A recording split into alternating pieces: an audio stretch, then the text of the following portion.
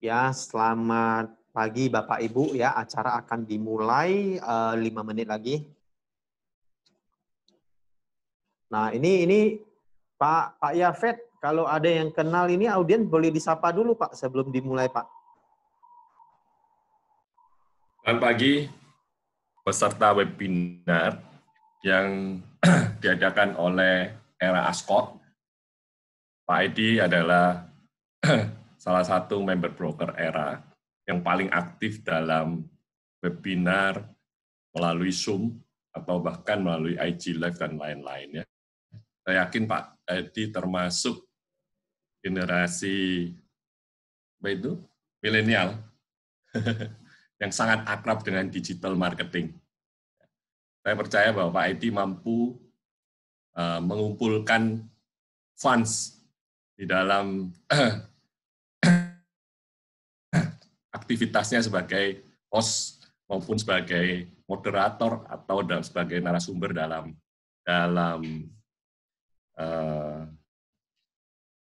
webinar maupun talk show-nya. Terima kasih sudah mengundang saya untuk memberi materi di dalam webinar kali ini. Selamat pagi, semangat pagi untuk semua peserta, baik yang melalui Zoom maupun yang dari YouTube atau IG atau apa ini yang digunakan oleh saluran yang digunakan oleh Pak Edi. Ya. Selamat pagi semua. Iya. Ini Semoga yang bermanfaat. Ini yang ikut talk show ini semua fans Bapak berarti. Berarti semuanya fans Pak Yafet. Ya, kan ya? benar Pak. Karena pembicaranya kan Pak Yafet, yang ikut berarti kan fans Bapak. Oh ya, terima kasih. Moga-moga bisa bermanfaat. Ya. Kalau Anda broker properti, kalau Anda broker properti, saya harap nanti banyak pertanyaan yang akan Anda ajukan ke forum ini, ke Pak Edi langsung, lewat WA maupun lewat chat di Zoom webinar ini, karena terus terang judulnya saja saya buat provokatif, membongkar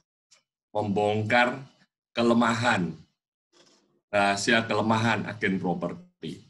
Jadi kalau saya bicara kelemahan, biasanya orang yang dituju, pihak yang dituju kan merasa risih atau nggak nyaman nih. Nah, saya berharap reaksi tersebut akan menjadi pertanyaan dari Anda. Sehingga saya bisa menunjukkan pada Anda, para agen properti, bahwa ini adalah forum yang saya ungkap untuk membuat Anda go to the next level, alias naik kelas sebagai agen properti. Supaya Anda makin profesional dan makin dihargai di dalam bisnis Anda, profesi Anda, karir Anda sebagai agen properti. Ya. Itu pengantar. Ya. Berhubung talkshow kita akan diliput oleh media, ya kita nggak boleh lama-lama untuk memulainya. 1 menit lagi akan dimulai. Ya. Sebelum dimulai, saya harap kerjasama dari Bapak Ibu ya agar suaranya di mute ya untuk agar acara ini berjalan lancar.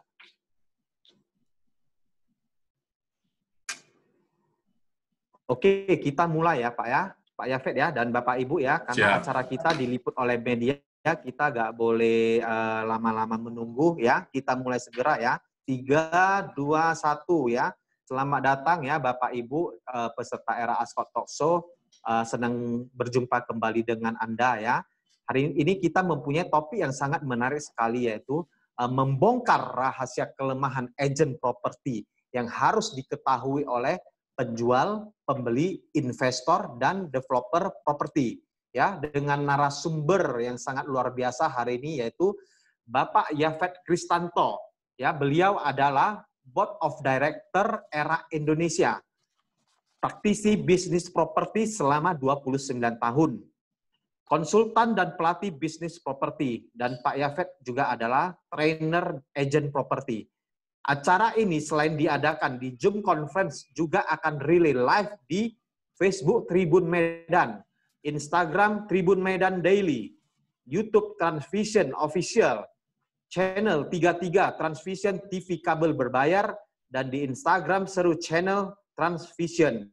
Acara ini juga didukung oleh Arebi, Era Ascot, Era Indonesia, CEO Business Forum Indonesia, Tribun Medan, Transvision, Asosiasi Manajemen Indonesia, Chapter Medan, Universitas Presiden, Jababeka, TBK, dan Trend Development Center. Nah, kita langsung saja ya ke materi topiknya.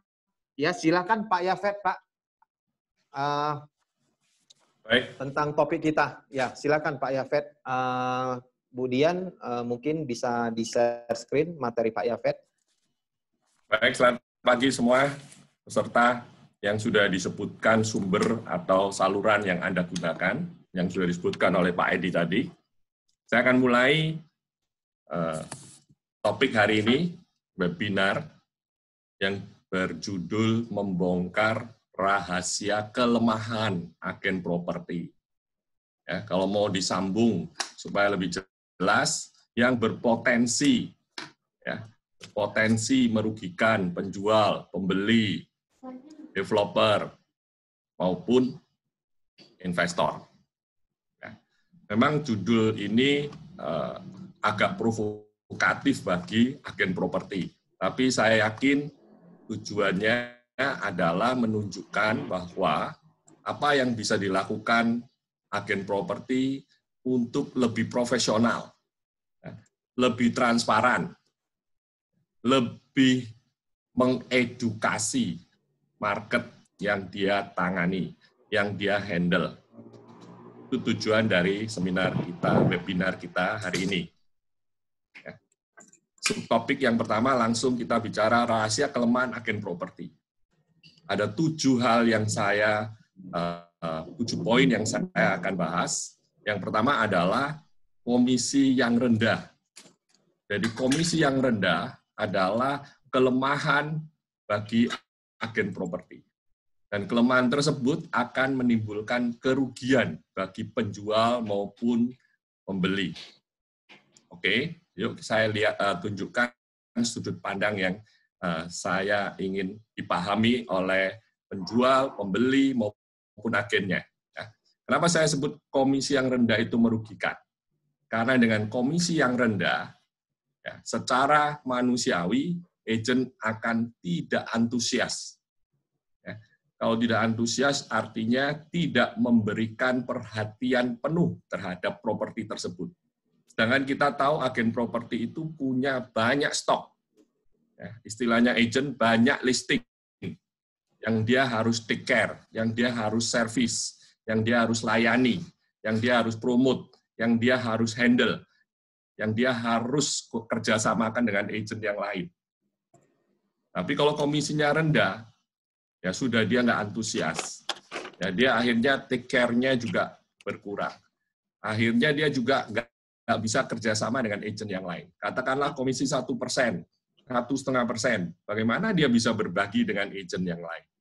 Ya, kalau dia agen yang bergabung dengan kantor agen, ya, dia harus berbagi dengan kantornya. Dia berbagi dengan agen yang co-broking di dalam istilah agen properti.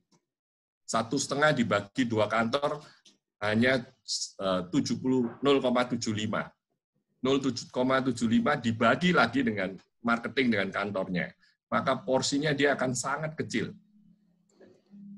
Nah, agen properti adalah freelance agent, sales freelance, yang harus menanggung biaya operasional. Tentu dia mampu berhitung mana properti yang akan memberikan potensi hasil yang lebih baik bagi dia. Nah, itulah yang dia akan fokus. Itulah yang membuat dia semangat. Itu yang membuat dia kerjasama dengan agen yang lain. Oke. Jadi komisi yang rendah adalah sebuah kelemahan yang tidak disadari oleh penjual, sehingga agennya tidak bekerja maksimal untuk dia. Yang poin yang kedua yang saya mau bicara, kelemahan agen adalah kalau dia tidak bekerja sama, tapi dia bekerja bersama-sama. Nah, ini poin yang seringkali tidak dipahami secara lengkap, secara komprehensif oleh penjual maupun oleh agen. Agen yang bekerja bersama-sama dan agent yang bekerja sama itu sangat berbeda. Agent yang bekerja bersama-sama dengan agent lain, artinya dia bekerja dengan cara open listing, istilahnya broker property. Dan biasanya juga dipahami oleh penjual-penjual, bahwa open listing itulah yang menjadi pilihan penjual untuk kerjasama dengan agent. Di dalam konsepnya penjual, dia tidak ingin bergantung pada satu agent saja.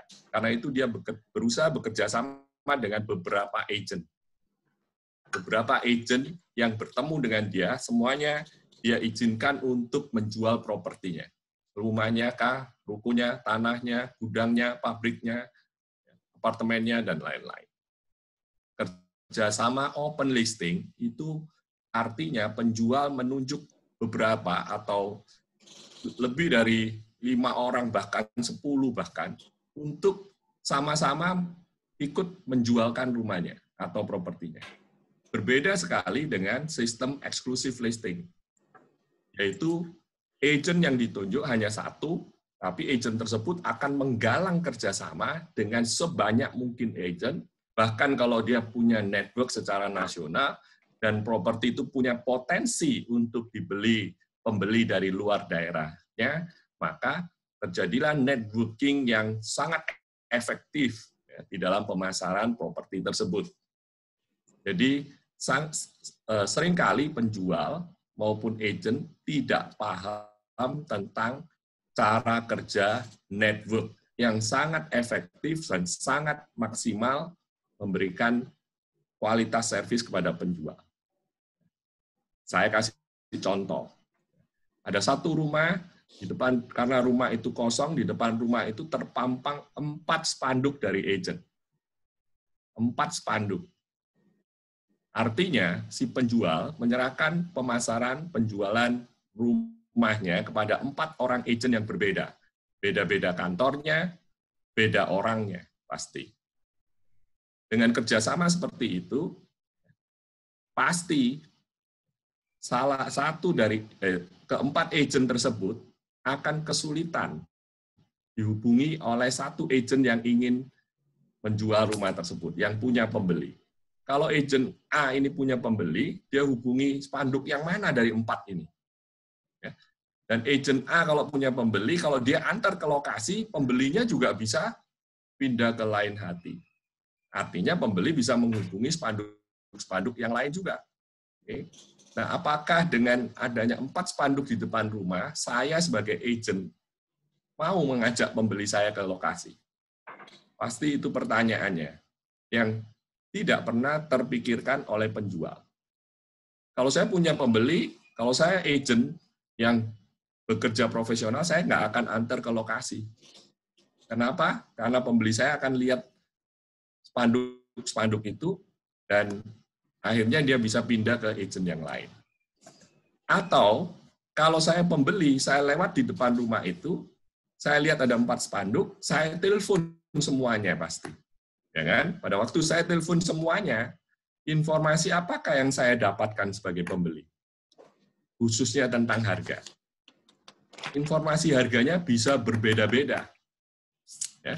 Agent spanduk A mengatakan harganya 2M, spanduk B 2,1 M, spanduk C 1,95 M, spanduk D mungkin harganya sudah 1,9 M. Ya. Sebagai pembeli saya akan berpikir, apa nggak ada yang 1,8 ya? Ya? Saya mesti cari agent yang lain, atau lebih baik saya cari pemiliknya di mana?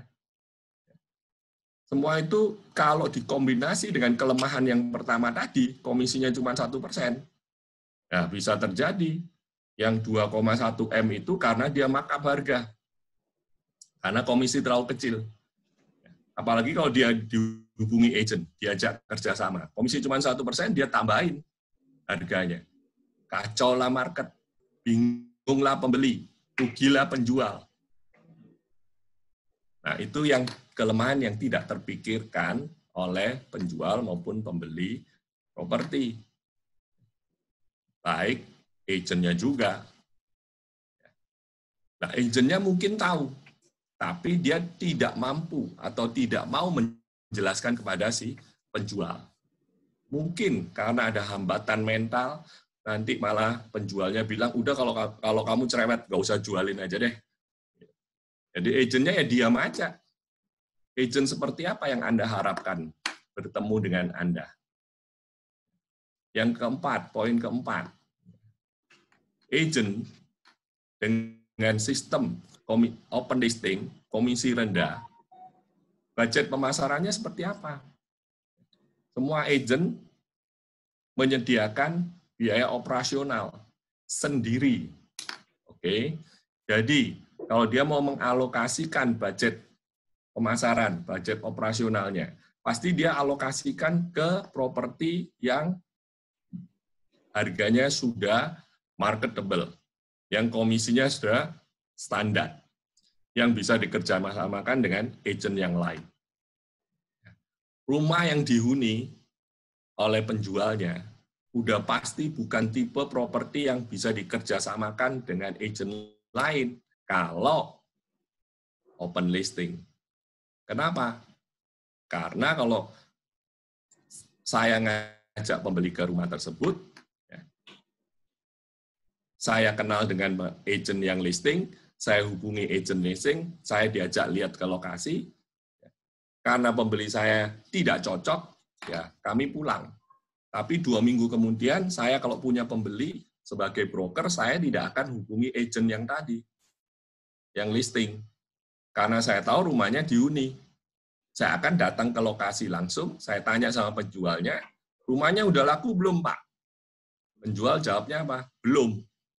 Kalau saya ada pembeli, boleh nggak saya datang dengan pembeli saya ke rumah ini? Jawabannya pasti boleh. Satu, kemungkinan penjual tidak ingat saya pernah datang bersama broker yang dia kenal. Kedua, penjual juga nggak peduli, karena hubungannya dia dengan broker itu kan open listing. Ya kan? Nah, ujung-ujungnya, ternyata pembeli saya yang kedua ini cocok dan terjadi transaksi. Kira-kira saya mau kasih tahu nggak ke teman saya broker yang pertama kali memberitahu saya rumah itu dijual? Kalau saya kasih tahu, saya harus berbagi komisi. Ya, 80% broker tidak akan memberitahu, dan dia akan mentransaksikan sendiri. Kenapa? Karena dia tahu ini open listing. Nah, sedangkan broker tersebut, kalau sampai terjadi seperti itu, kira-kira dia dan ketahuan, dan dia tahu, kira-kira dia akan protes sama saya nggak? Kalau dia pun protes sama saya, dia tidak punya hak untuk mengklaim. Ya, selain itu sebagai pelanggaran etika. Ya kan? Sampai seberapa jauh etika ditaati oleh broker? Sampai seberapa besar kemungkinannya agent itu tahu kalau saya transaksi? Oke. Jadi, poin pentingnya kerjasama adalah sesuatu yang hampir nggak mungkin terjadi dengan baik pada saat open listing. Nah, itulah yang menyebabkan agent tidak ingin menyediakan budget untuk listing yang open. Paling jauh, dia hanya sedia 25.000 dalam bentuk spanduk dipasang di depan rumah. Tapi kalau rumah itu ada penghuninya, ada penjualnya di dalam, pasti nggak boleh pasang spanduk. Ya kan? Kalau pasang spanduk bisa membahayakan juga sih bagi penjualnya. Ya. Membahayakan agentnya juga. Nanti kalau ada penjahat yang pura-pura jadi pembeli dan sudah menyatroni rumah tersebut dan melihat rumah pada jam 10 pagi sudah kosong karena semua penghuninya sudah pergi ke aktivitas hariannya masing-masing, di rumah itu tinggal seorang pembantu. Setelah jam 10, pembeli yang penjahat yang menyamar jadi pembeli ngomong sama pembantunya, saya sudah telepon ke marketing Budi itu yang spanduknya terpasang di sana. Saya diizinkan untuk minta lihat rumah ini secara langsung, tolong bukain pintu. Kalau terjadi kejahatan, perampokan, pembunuhan, apa yang risiko apa yang dihadapi oleh agent, oleh penjual? Buruk, risikonya sangat buruk. Ya, agent hanya bermodalkan spanduk. itu minim sekali ya, budget pemasaran yang dia sediakan. Itu pun spanduk disediakan sama kantor. Masuk di website rumah123 rumah.com, ya itu budget yang murah. Yang disediakan kantor juga mungkin. Ya, dengan investasi budget operasional yang minimalis seperti itu, apa yang diharapkan penjual? Mentalitas agent yang profesional atau mentalitas agent yang lucky draw? Ya, untung-untungan, nasib baik, berkat Tuhan mungkin. Kalau transaksi. Kalau enggak, ya sudah, enggak keluar duit apa-apa. Ya kan? Dengan mentalitas agent seperti ini, apa yang diharapkan oleh penjual? Ya kan?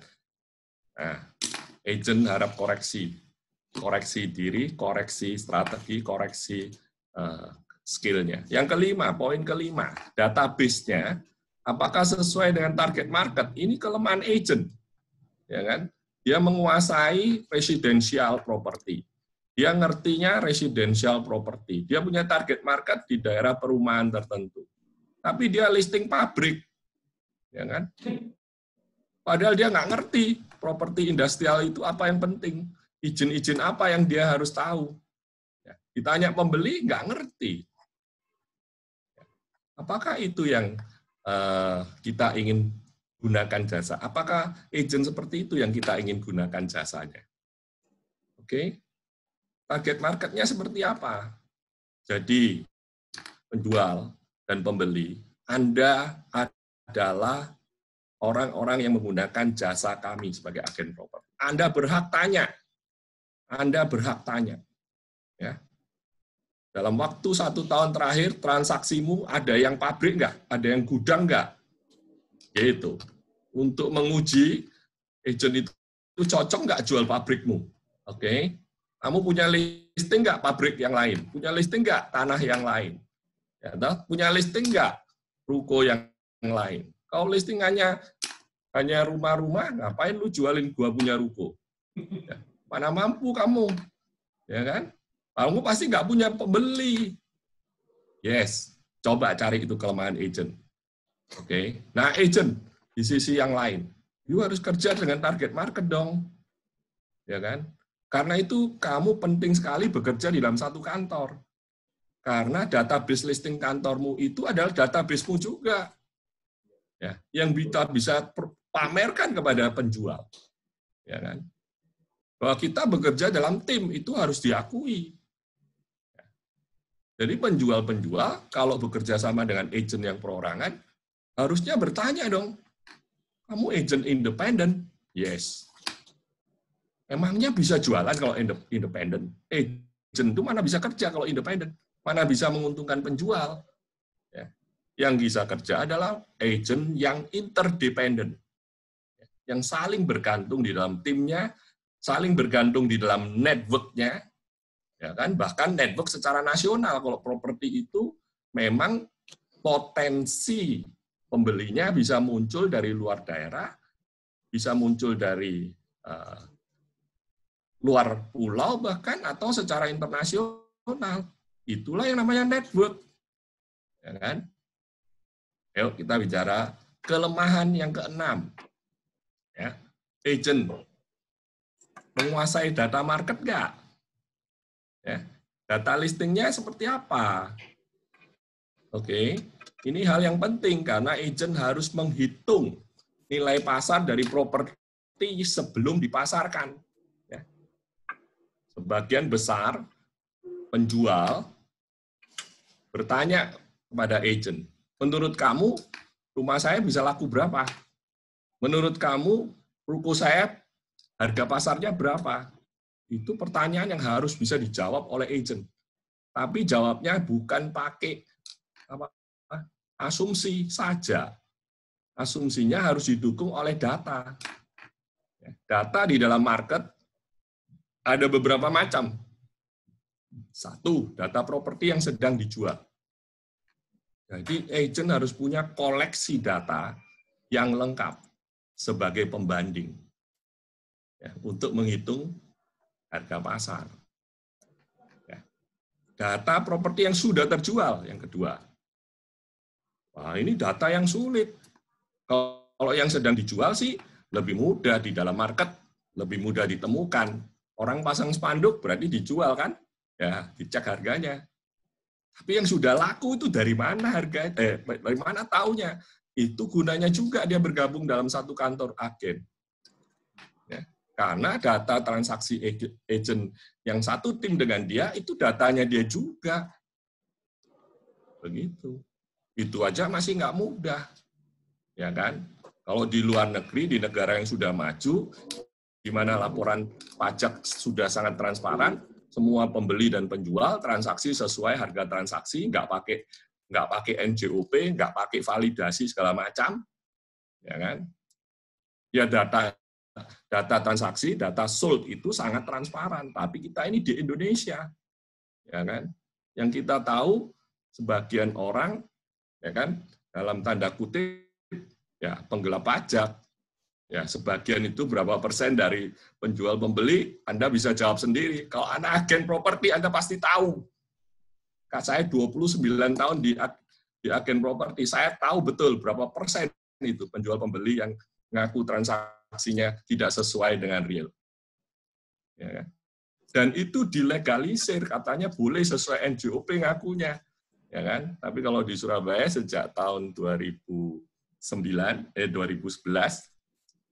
sudah tidak bisa sesuai NJOP, karena harus divalidasi di Spenda. Sekarang sejak tahun 2016 setelah tax amnesty harus divalidasi lagi oleh KPP, Kantor Pelayanan Pajak. Ya, penguasaan data sangat penting. Saya membuat standar harga tanah pasar sekunder untuk kota Surabaya, ya, yang digunakan oleh semua stakeholder yang berkepentingan dengan harga tanah. Baik itu broker, appraisal company, kantor PBB, kantor bank, siapapun yang butuh harga pasar sekunder, harga tanah pasar sekunder di kota Surabaya pasti menggunakan data saya. Ya, bahkan ada di Google, tinggal ketik aja di Google. Ya. Nah, saya buat setiap tahun per tanggal 1 Januari dan 1 Juli diupdate. Jadi saya sudah mulai tahun 94 sudah 26 tahun ya, mengupdate setiap 6 bulan sekali, setiap semester harga tanah di kota Surabaya.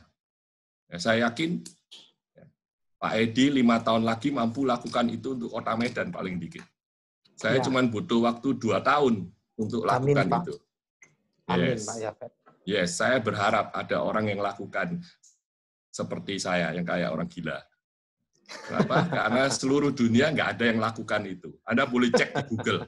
Ya, harga tanah di kota Medan, nggak ada yang bisa kasih. Standar harga tanah pasar sekunder di kota Surabaya, hanya saya yang buat. Selama 26 tahun. Ya, cari ada di kota London gitu, nggak ada. Ya, Anda boleh cek. Luar biasa dunia. Pak Yafet ini. Ya. Nah, itu hanya 2 tahun saya lakukan. Caranya ya saya survei semua lokasi yang potensial untuk marketing era saat itu yang saya pimpin. Saya kan pimpin kantor era. Ya. Dalam 2 tahun saya punya ribuan data. Karena marketing saya sudah ratusan. Dalam 2 tahun saya punya ratusan transaksi. Jadi saya menggunakan metode perbandingan juga satu lokasi dengan lokasi yang lain. Akhirnya saya mampu mengelaborasi data itu menjadi sebuah informasi yang sangat berguna bagi mereka-mereka yang membutuhkan informasi tersebut. Ya. Oke, kalau marketing nggak menguasai data, ya, terus informasinya informasi dusta, bukan fakta. Oke, berapa banyak marketing berani ngomong, harga rumah Bapak ini bisa 3M. Terus dasarnya apa? Dia cuma untuk menyenangkan penjual kan? Ya. Marketing saya ngomong sesuai dengan data dan fakta, tapi itu menyakitkan karena dia ngomong harganya cuma 2M. Tapi marketing lain bilang 3M tanpa fakta dan data. Cuma dengan dusta. Mana yang lebih dipercaya oleh penjual? yang 3M. Karena semua penjual itu emosional terhadap propertinya. Properti adalah harta yang nilainya terbesar yang dia miliki. Bagaimana dia tidak emosional?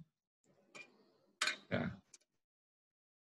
Tapi apa gunanya listing 3M? Ya bakalan 3 tahun nggak laku-laku. Ya, akhirnya kadaluarsa dalam market. Yang poin yang ke-7, spanduk dan broadcast. Sekarang zaman now enak ada broadcast WA. Ya kan? Tapi apa itu cukup? Tidak cukup. Karena potensi terbesar dari seorang broker properti, agen properti adalah kalau dia bisa orkestrasi, ya, mengorkestrasi seluruh broker ikut jualan propertinya, listingnya. Jadi potensi yang terbesar ada di sana. Tapi kelemahan tersebut tidak akan dibongkar, dijelaskan, dipresentasikan oleh agent. Mungkin agentnya juga nggak ngerti kelemahannya. Karena itu hari ini saya berharap dengan memahami kelemahan-kelemahan ini, agent mampu bekerja lebih profesional. Oke, yuk naik kelas.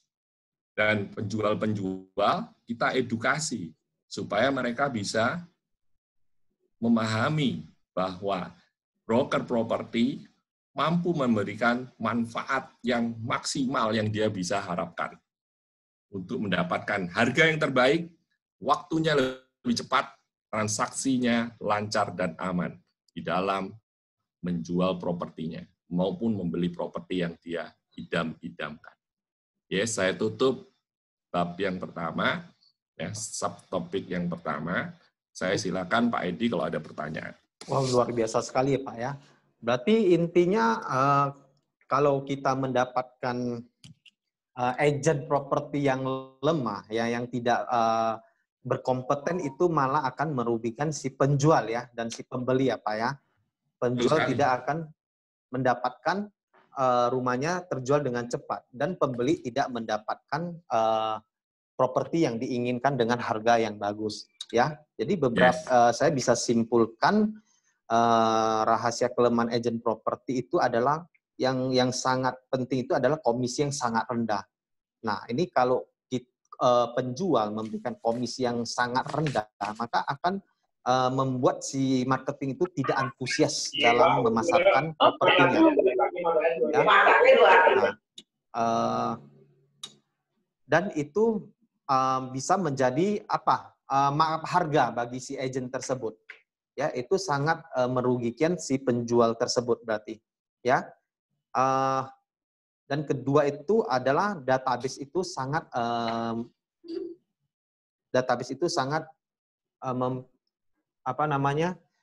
penting ya untuk seorang agent properti. Jadi seorang penjual itu harus tanya dulu ke agentnya, punya networknya seperti apa, apakah network lokal atau nasional ya. Kalau apalagi properti yang puluhan M, ratusan M itu sudah pasti nggak mungkin bisa menjual properti yang puluhan M atau ratusan M ya. Ketiga itu penguasaan market ya. Penguasaan market itu harus benar-benar dikuasai oleh si agent tersebut ya. Baik, ini saya ada informasi sedikit ya. Audiens yang mau bertanya, yang nonton dari Live Tribun Medan dan Transvision, bisa WA ke nomor HP 081 162 09 088 seperti yang tertera di Zoom ya. Oke, mungkin saya memberikan kesempatan kepada audiens yang mau bertanya, boleh raise hand ya.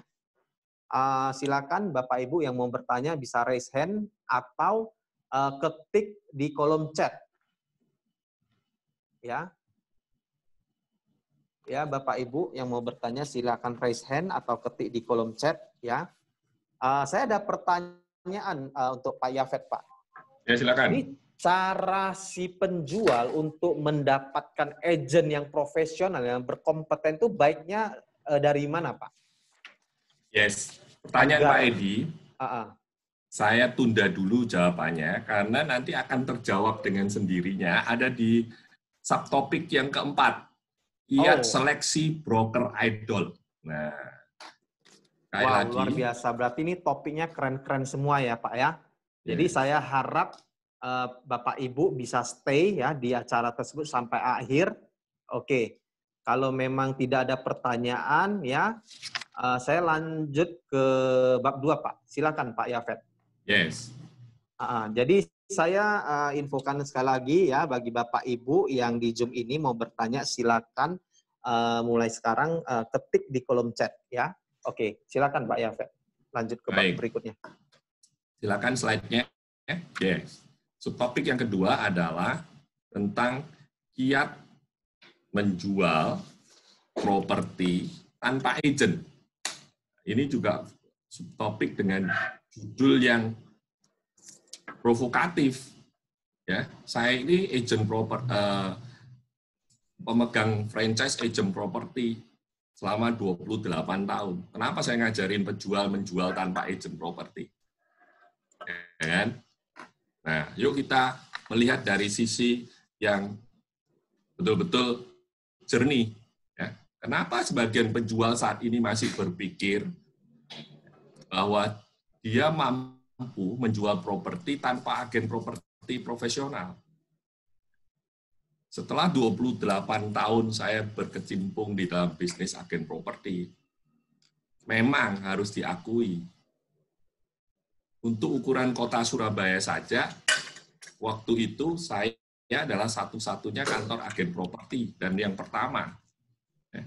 Tapi saat ini anggota Arebi, itu kantor agen properti yang di Surabaya, jumlahnya sudah hampir 150 kantor. Jadi Anda bisa bayangkan dalam 28 tahun ini perkembangan bisnis agen properti begitu luar biasa. Di Surabaya aja saya sudah memberi training 15.000 orang untuk bergabung dengan ERA. Jadi Anda bisa bayangkan, ya, begitu banyak yang sudah paham bisnis ini. Jadi sebetulnya memang penjual-penjual yang ingin menjual rumahnya sendiri, propertinya sendiri, itu memang sudah sangat berkurang. Ya. Sebagian besar sudah paham bahwa ada agen properti yang mampu melakukan untuk dia. Dan dia tidak mampu melakukan dengan level kualitas pemasaran yang lebih baik dari agent tersebut. Nah, tapi sebagian masih ada yang berpikir dia mampu lakukan sendiri.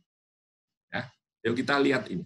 Yang dilakukan oleh agen properti dan yang penjual bisa lakukan sendiri. Misalnya, agen properti kalau mau masarin sebuah properti, sebelum ketemu penjual, apa yang dilakukan? Survei harga pasar. Mampu nggak penjual melakukannya sendiri? Ya. Walaupun harus diakui, sebagian agen properti tidak lakukan survei. Tidak survei pasar. Tidak kumpulin data yang searea dan sejenis dengan properti yang dia ingin dapatkan listingnya. Ya tentu dia akan konyol di hadapan penjual nanti. Karena dia kelihatan nggak siap. Kalau penjualnya ketemu lebih dari satu agent, dia akan tahu mana agent yang siap dengan data, mana agent yang bicara berdasarkan data, mana agent yang mengolah informasi yang didukung oleh data, mana agent yang bullshit, yang omong kosong, yang isinya cerita dusta. Oke, tentang pasar. Ya, karena di dalam pasar ada harga, di dalam pasar ada supply and demand, di dalam pasar ada tren. Apa itu tren? Tren artinya properti terjual lebih cepat atau lebih lambat dari biasanya. Atau properti bisa terjual berapa lama. Karena seringkali agent harus siap dengan jawaban untuk pertanyaan kedua dari penjual. Tadi pertanyaan pertama penjual selalu tanya, rumah saya bisa laku berapa? Oke, bagaimana bisa jawab kalau nggak survei pasar? Oke. Pertanyaan yang kedua yang lebih sulit dari penjual adalah berapa lama rumah saya bisa laku? Ya, maka jawabannya pasti dusta kalau nggak berdasarkan data. Kenapa? Ya cerita aja seenaknya sendiri. Ya kan? Maka ada konotasi orang sales, ya, kalau nggak bohong, ya kan, ya lebih cepat mati karena lebih cepat dipanggil masuk surga karena tanpa dosa, ya kan? Daripada kelamaan nanti dosanya tambah banyak, gitu kan? Ya, image bohong untuk yang melekat pada orang sales itu susah dihapus. Oke. Nah, karena itu broker properti profesional harusnya bekerja berdasarkan fakta dan data yang ada dalam pasar. Oke. Yang kedua, spanduk, iklan koran, internet. Apa bedanya penjual memasang spanduk sendiri, penjual pasang iklan di koran, atau di internet sendiri? Beda banget, beda banget. Ya. Kalau spanduk dipasang oleh penjual, yang nelpon siapa? Ya. Kalau agent nggak percaya, pasang tuh spanduk di depan rumahmu. Nanti kamu akan ditelepon oleh sesamamu. Maksudnya, ya sesama agent lah, ya kan? Nah, dari sana kamu bisa tahu karakter dari agent-agent yang nelpon kamu itu seperti apa. Itu mencerminkan apa yang kamu lakukan bahkan mungkin, ya kan? Mau gaya profesional sampai gaya amatir sampai gaya tradisional ada semua yang nelpon. Agent coba Kalau sendiri. anggur crimson ada nggak ya? Yang mana? Itu ada yang bocor tuh suaranya. Ya, makasih. Perlu di mute ya. Ya, ini operator udah mute. Silakan Pak Yafet, maaf. Yes. Ya, jadi sekali lagi penjual ya kalau ingin jual tanpa broker, ya, Anda pasti tahu kalau Anda sudah pasang spanduk.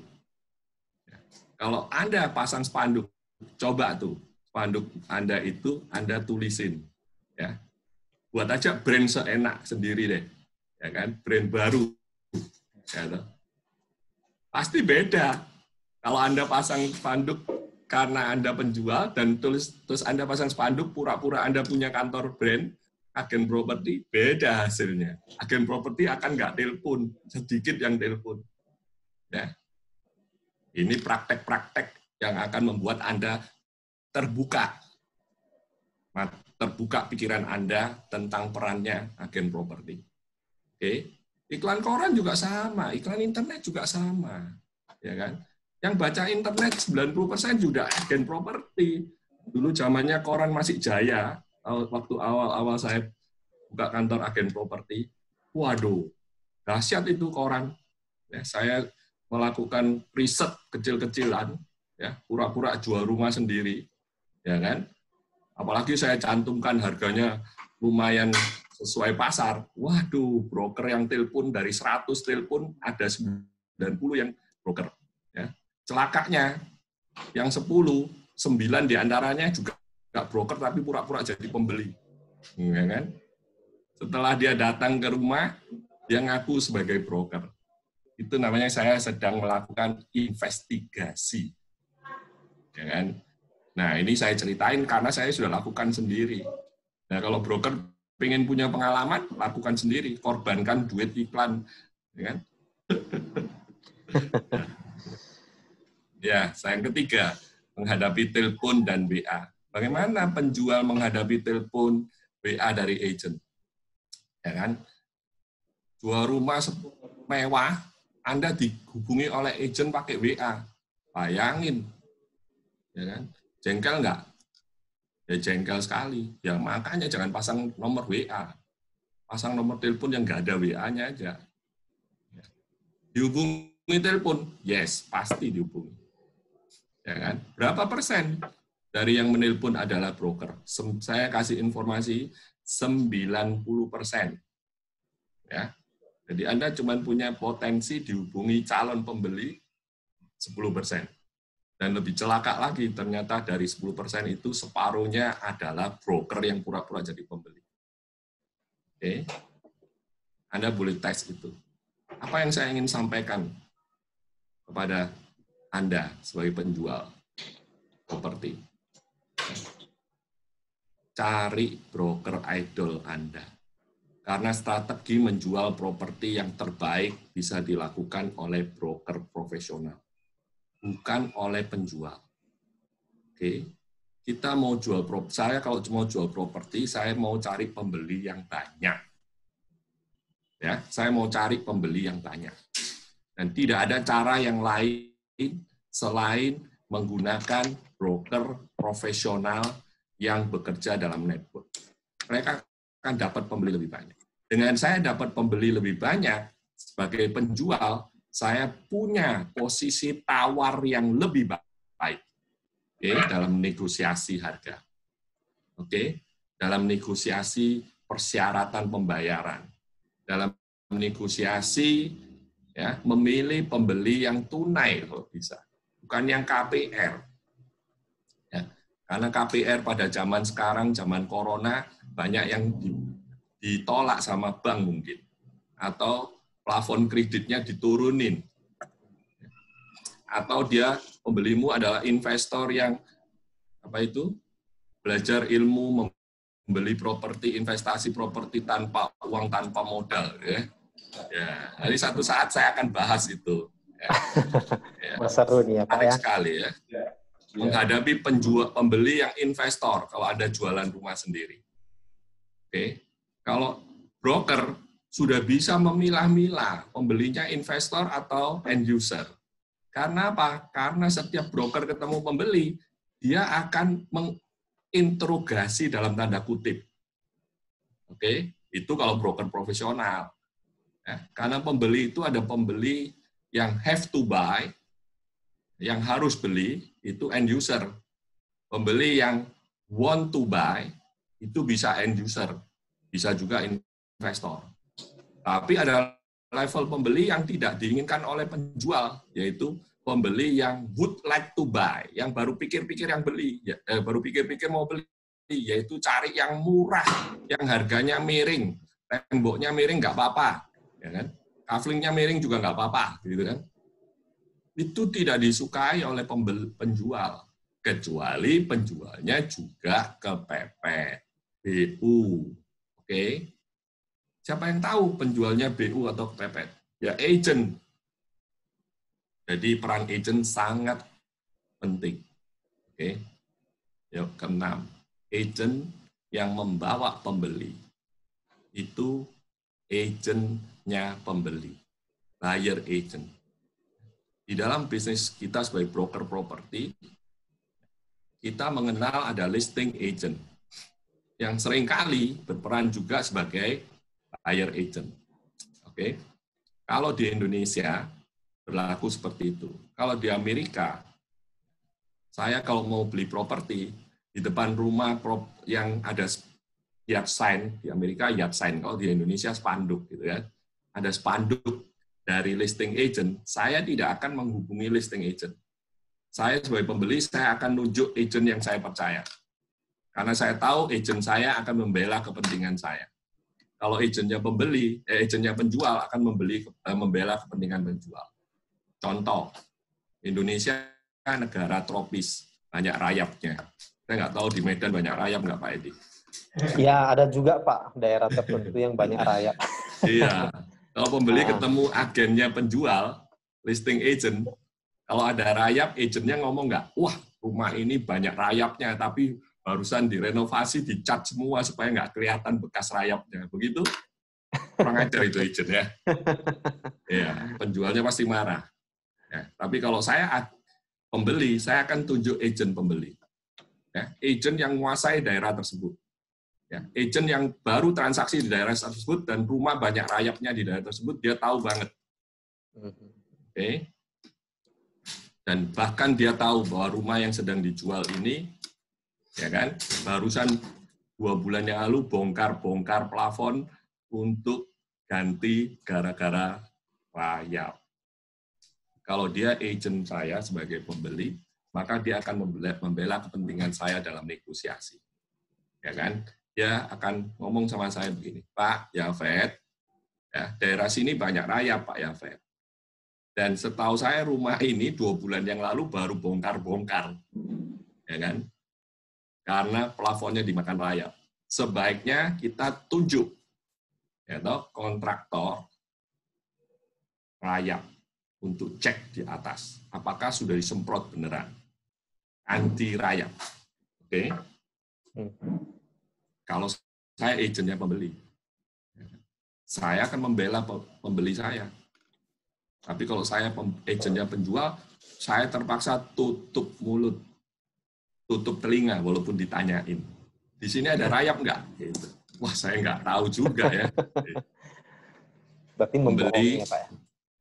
Pembeli, Anda mau dibela, ya, atau Anda mau dikelabui, ya, ditutup-tutupi, ya, yang tidak didisklose kelemahannya dari properti daerah tersebut. Banjir misalnya, saya nggak tahu di Medan banjir nggak. Surabaya banyak daerah banjir. Dan ada beberapa daerah. Nah, disclose nggak agentnya tentang banjir? Banyak Pasti hal. ada ya, Pak. Iya. Yang terakhir, negosiasi penjual versus pembeli. Mau belain yang mana? Ya kan? Kalau nggak ada agentnya, pembeli selalu menekan penjual. Oke? Kenapa? Karena pembeli bisa memilih banyak lokasi, banyak properti. Penjual hanya jualan satu properti. Jadi posisi tawar penjual lebih lemah daripada pembeli. Oke? Kalau penjualnya jual mahal, Pak, pembeli pakai walk away principle. Wah, harga segitu mahal banget, nggak niat jual ya, tinggal pergi. Penjual sakit hati nggak? Ya kan? Ya. Tapi pembeli yang serius punya banyak pilihan.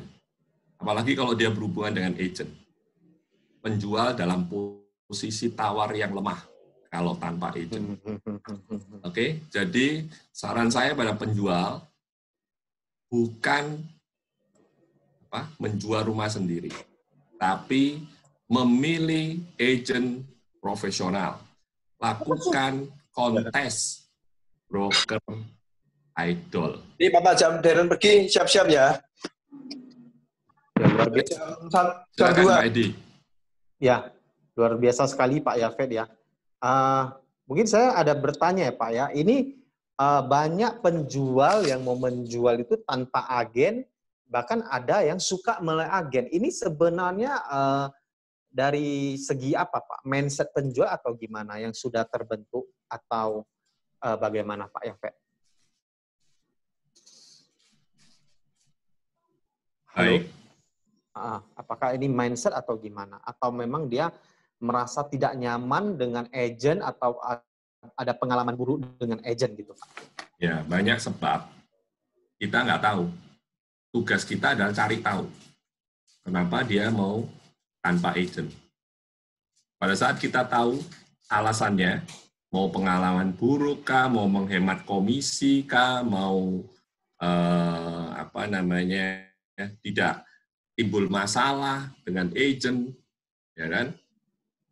Kita baru bisa mengedukasi atau mengubah paradigma dari si penjual. Kalau kita sudah tahu alasannya, karena itu kita mesti bertanya.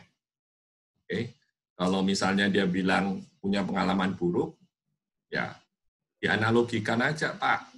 Misalnya, kalau Bapak datang ke dokter nggak sembuh, biasanya Bapak pindah ke dokter lain atau udah nggak usah pakai dokter kalau penyakitnya nggak sembuh. Pasti pilih dokter yang lain kan. Agent juga sama kok. Ya. Agent ada yang profesional, ada yang masih amatiran, ada yang tradisional. Ya kan? Yang penting Bapak harus tahu benefit apa yang dia bisa berikan ke Bapak sebagai penjual. Ya. Kalau dia bisa berikan benefit yang Bapak harapkan, yaitu satu, pembelinya bisa lebih banyak, ya, harganya bisa lebih bagus, waktunya lebih cepat, transaksinya lancar dan aman, why not? Welcome dengan agent. Ya, seperti itu. Oke, baik, luar biasa sekali Pak Yafet. Ini ada pertanyaan dari audiens ya, saya buka. Ya, Ibu Novianti ya, mau tanya tentang link hasil riset Pak Yafet tentang harga pasaran di Surabaya. Mungkin dia bertanya website ya Pak ya. Apakah Pak Yafet punya websitenya tentang harga pasaran tanah di Surabaya. Yes, ini website saya kebetulan lagi saya renovasi dan informasi tersebut ada di websitenya Arebi Jatim.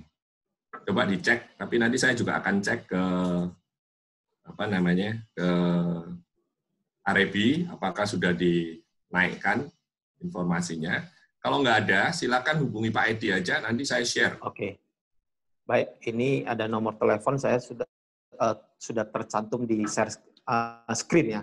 Baru Yes. ini ada pertanyaan yang masuk ke WA saya dari Pak Ridwan ya. Pak Ridwan bertanya, seberapa efektif kalau menjual tanpa agent, Pak?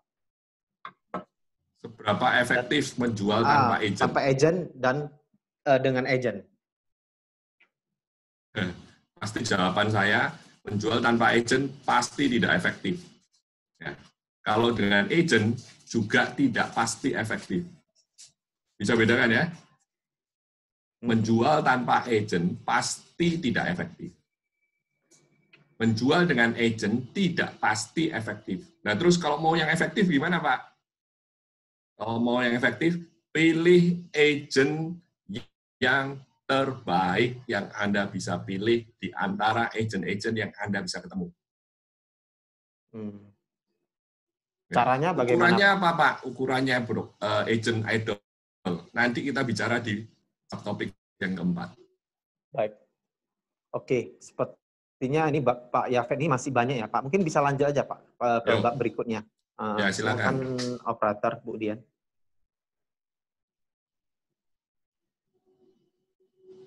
Yang ketiga, subtopik yang ketiga adalah kiat membeli tanpa agent. Yes. Ini sebetulnya mirip dengan penjual. Kalau kita membeli properti tanpa menggunakan jasa agen properti, kita berarti menghadapi penjual langsung. Ya kan?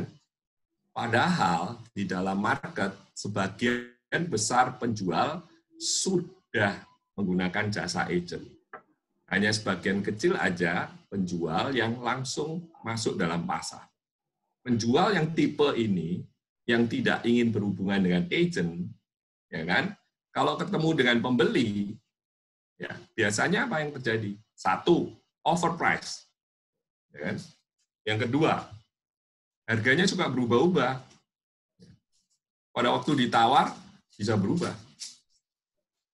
Jadi, penjual-penjual yang lebih serius dalam tanda kutip, sudah tersaring karena dia sudah berhubungan dengan agent. Yang betul-betul menolak agent adalah penjual-penjual yang saya sebutin tadi, yang bisa berubah, ya kan? Yang harganya overpriced. Karena kalau yang sudah urgent, sudah mendesak, semua orang yang terdesak oleh sesuatu, termasuk dalam hal menjual properti, yang dia lakukan adalah cari banyak alternatif. Salah satu yang dilakukan penjual dengan alternatif adalah berhubungan dengan banyak agent. Baik, jadi sama sekali ya, tidak efektif bagi pembeli yang urgent, yang have to buy. Contoh misalnya rumahnya udah laku, gitu. Waktu pengosongan 3 bulan, itu have to buy. Kalau 3 bulan dia nggak dapat rumah, terus dia mau tinggal di mana? Gitu. Nah, itu yang paling efektif berhubungan dengan agent. Yang kedua, ya, bagaimana kiat membeli tanpa agent? Ya, menurut saya, kiat membeli tanpa agent ya susah. Karena kita akan berhadapan dengan agent penjual. Siap nggak? Kalau saya pembeli. Karena begitu banyak properti sudah di listing oleh agent, walaupun open listing, siap nggak saya ketemu dengan agentnya penjual? Siap nggak saya mendapatkan informasi dari agentnya penjual? Oke. Mending saya punya agent sendiri. Yang ketiga, poin ketiga, konsultasi market. Data yang ada dalam market. Kalau saya first time buyer, mana saya tahu? Kalau saya nggak pernah beli rumah, nggak pernah beli properti, saya mesti konsultasi sama siapa? Sama teman. Emang dia tahu? Emang dia ahli? Emang dia profesional di bidangnya, di bidang properti?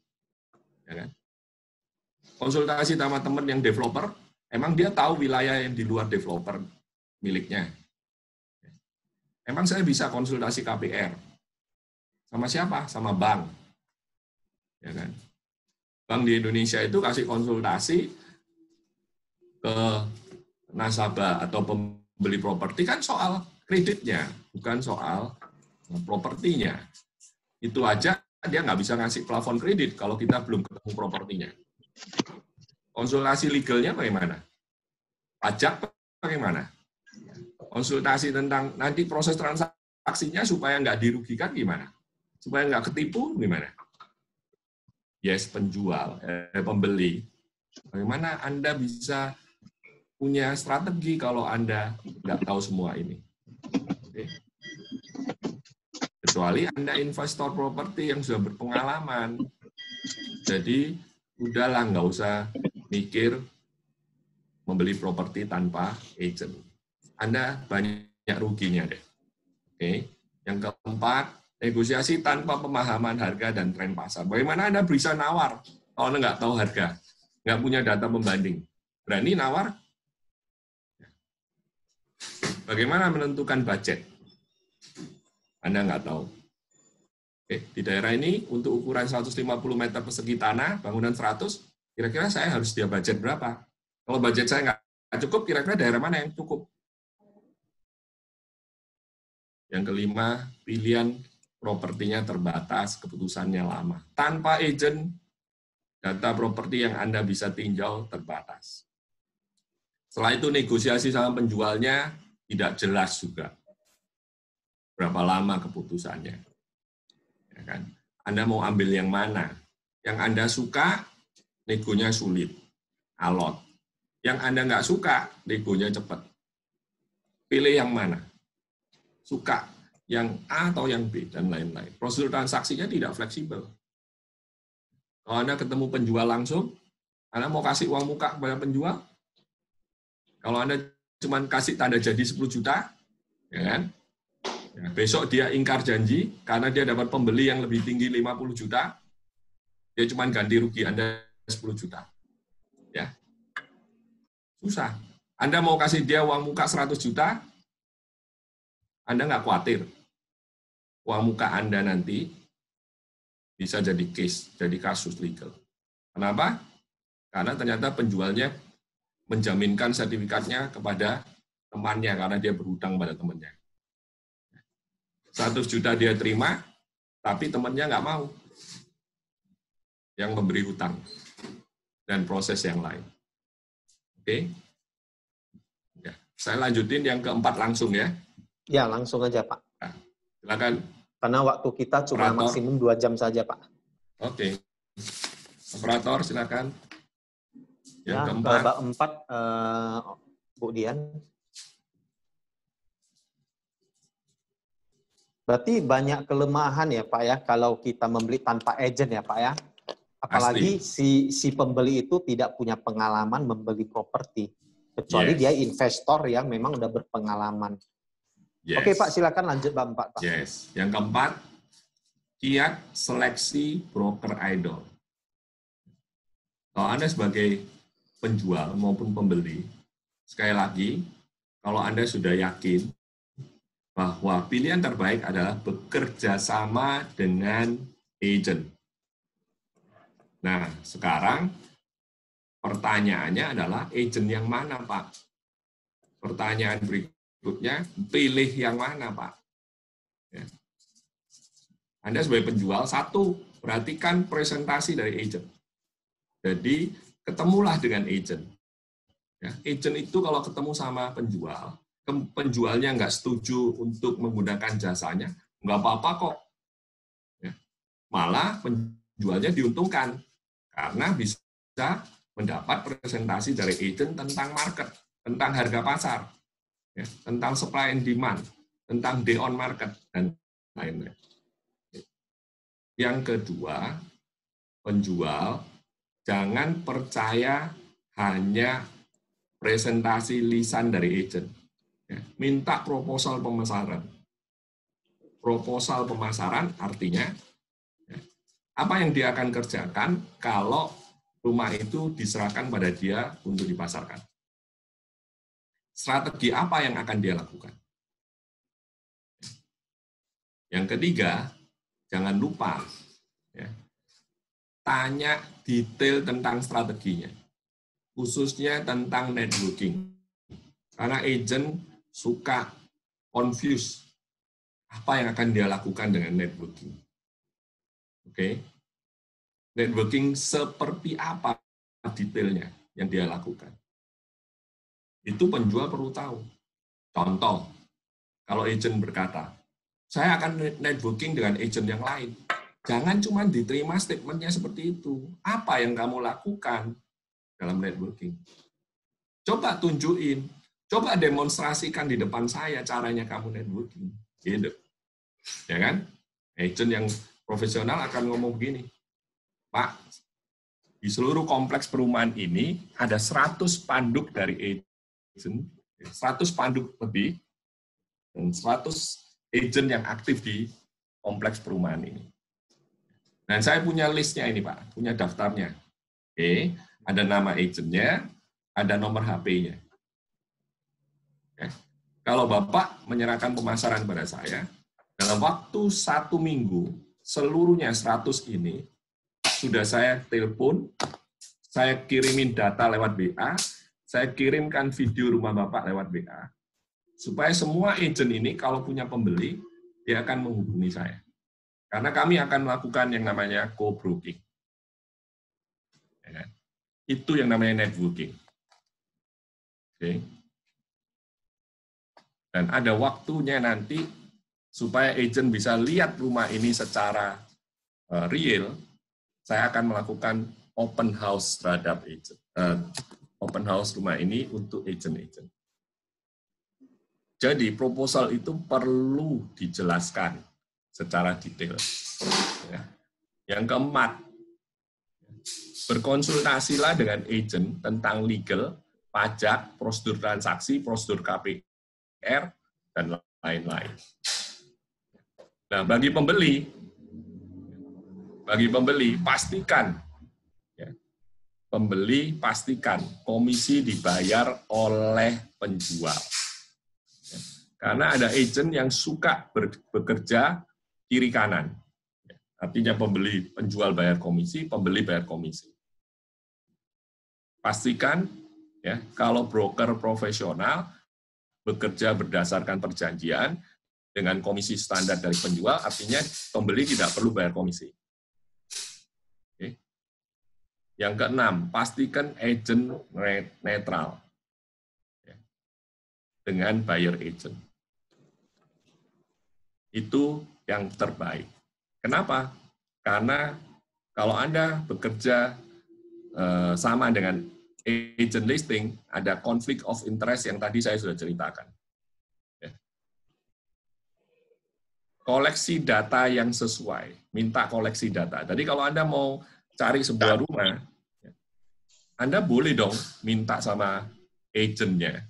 Saya mau lihat setiap hari Sabtu, saya minta lihat minimal 3 rumah. Dan setelah saya lihat 10 rumah, baru saya ambil keputusan. Karena saya mau banding-bandingin. Kalau dia sanggupin itu, ya, artinya dia punya koleksi data yang cukup. Ya. Kalau enggak, dia harus ngomong dari depan.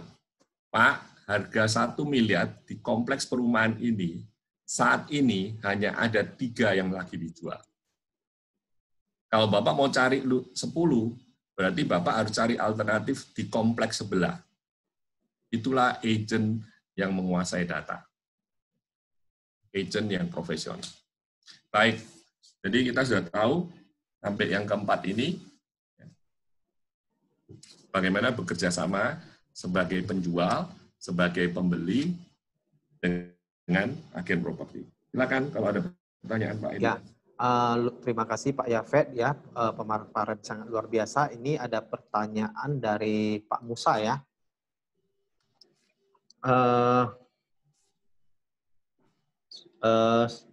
Katanya beliau pernah ketemu mafia tanah ya di Bali, padahal sudah keluar SHM, PBB, BPHTB dan pakai notaris senior di Bali.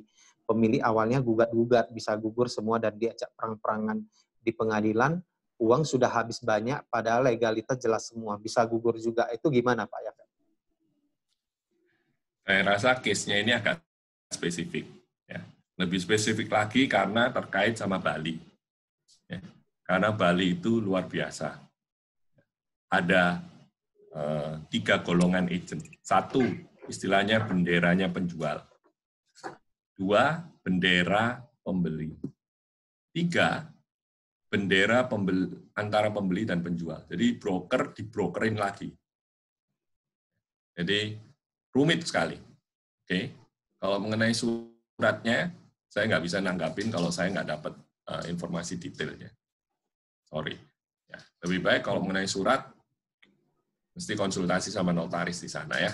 Kalau memang sudah keluar sertifikat dari BPN, AGB atau apa, atau hak milik, ya, pastinya ya lebih aman. Oke. Benar. Yes, next question.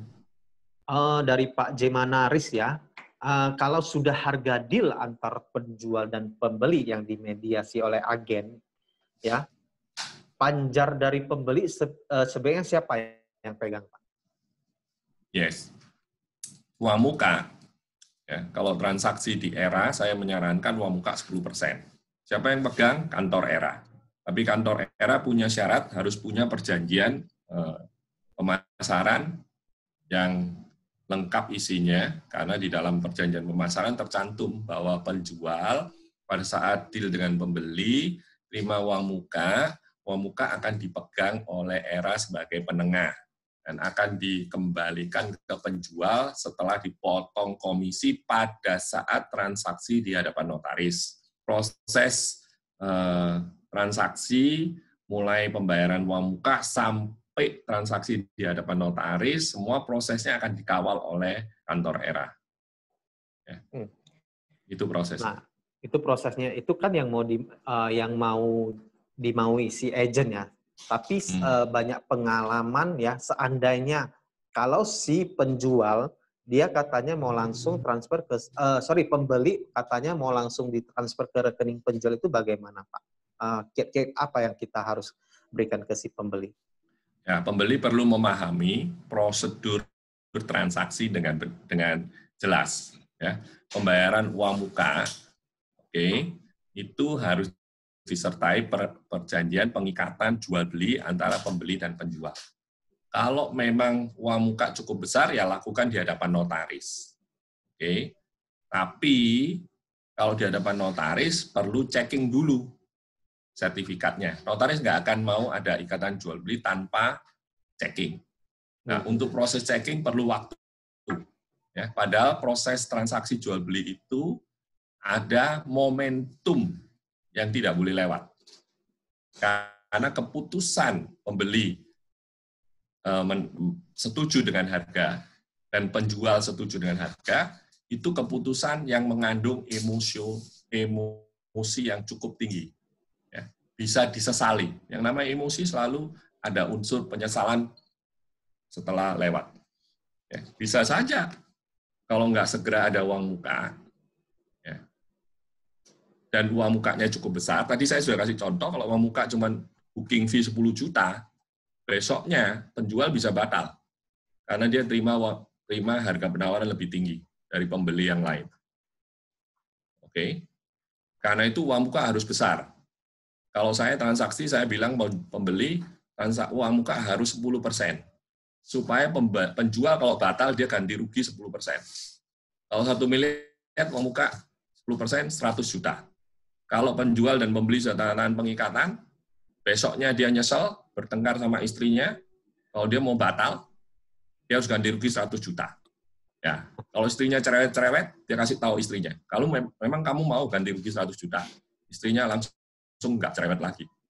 Karena takut ganti rugi 100 juta. Jadi itu prosedur yang benar.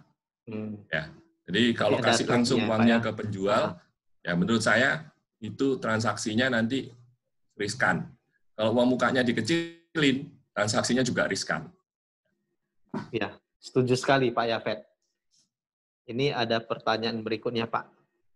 bagaimana kita menentukan target market bagi seorang agen karena listing yang beragam. Yes. Bagaimana menentukan target market? Ya. Begini cara ngitungnya. Kalau Anda punya satu kawasan yang Anda ingin kuasai, berarti Anda harus berpromosi diri ke kawasan tersebut. Bagaimana menentukan kawasan tersebut cukup potensial atau enggak? Ya, saya kasih ukuran. Contoh, misalnya di satu kawasan Anda ada rumah sejumlah katakanlah 10.000. Kalau ada 10.000 di daerah tersebut, Anda ingin kuasai sebagai target market, Anda bisa ngitung potensi pasarnya. Ngitungnya gampang. 10.000, kalau dengan asumsi orang itu menjual properti 20 tahun sekali, berarti kalau ada 10.000 rumah, setiap tahun ada 500 rumah yang dijual. Oke? 500 rumah yang dijual. Ya, kalau untuk ukuran kota Surabaya yang saya hitung, ya sampai 20 tahun orang jual rumah sekali. Khususnya yang level kelas menengah ke atas. Ya, 10 tahun sudah jual. Oke. Nah, kalau Anda menguasai target market, ada 500 potensi properti dijual dalam 1 tahun. Tinggal Anda tentukan, Anda mau menguasai market share berapa banyak.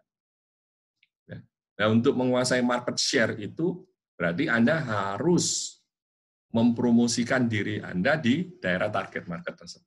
Cara promosi mana? Kalau Anda punya listing, pasti Anda berpromosi melalui brosur, melalui spanduk, ya kan? Nah, kalau Anda bisa door to door, bagus sekali. Memang marketing properti door to door, Pak. Yes, why not? Di Amerika saja agen properti masih door to door. Kok Anda nggak mau gedor-gedor gitu? Ya kan? Anda terlalu bergengsi dong. Ya, atau Anda terlalu pasang gengsi tinggi dong. Ya, ini salah satu tipsnya lah. Ya, kalau mau lebih detail, ikut training saja. Atau ikut webinar yang lain, suruh Pak Edi yang buat. Yes, next. Pak Edi suaranya lagi mute, masih di mute itu. Oke, sorry. Berarti jadi seorang agen properti itu harus memutuskan urat malu ya, Pak ya? Nggak boleh banyak gengsi-gengsi nih, Pak. Iya, ya nggak perlu sampai putus jadi gitu. Oke. Di bios saja, Pak. Di bios ya? Ya, jadi bisa ada waktunya masih bisa malu, ada waktunya nggak punya malu. Tadi saya tertarik dengan yang Pak Yafet bilang ya, cara promosi di satu kawasan ya, Pak ya. Nah, itu biasa berarti kan kita harus personal branding juga ya, Pak ya. Itu biasa memakan waktu yang berapa lama, Pak, untuk supaya kita bisa dikenal di satu daerah tertentu? Yes. Kalau Anda mau ngitung, dan personal branding seperti apa, Pak, yang lebih cocok, Pak? Yes. Yang lebih jitu. Mudah. Ya, saya kasih ukurannya. 1 hari Anda nelpon 5 penghuni rumah di daerah target marketmu.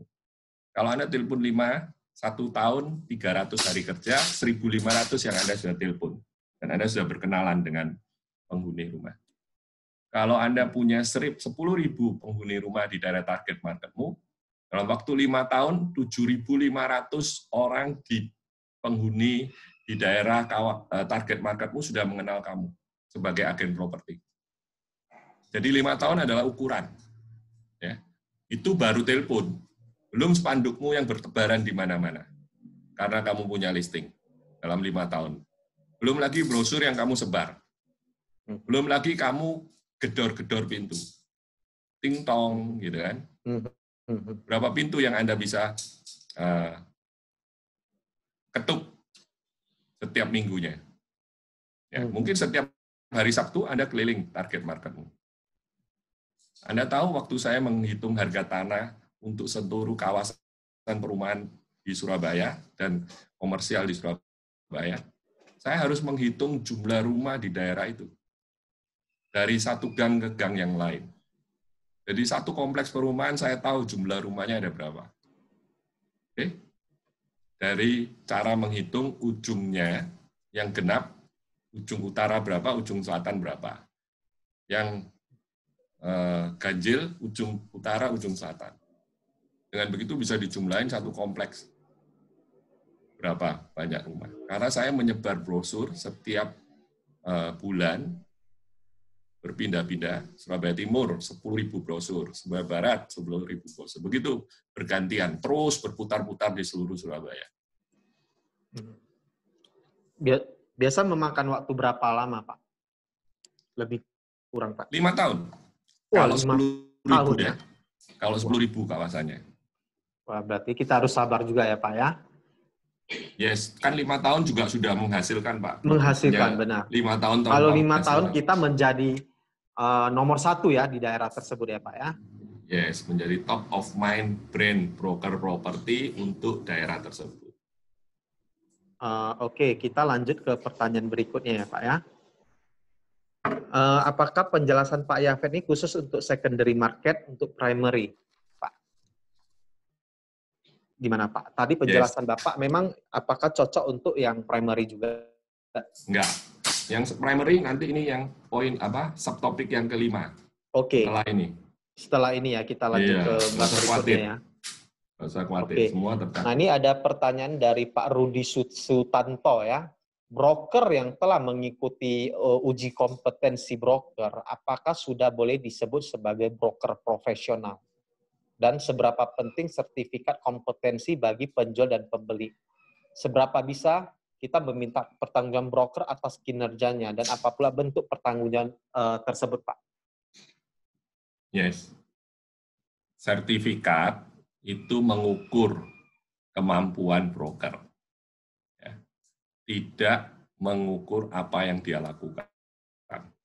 Siapa yang mampu mengukur apa yang dilakukan oleh broker?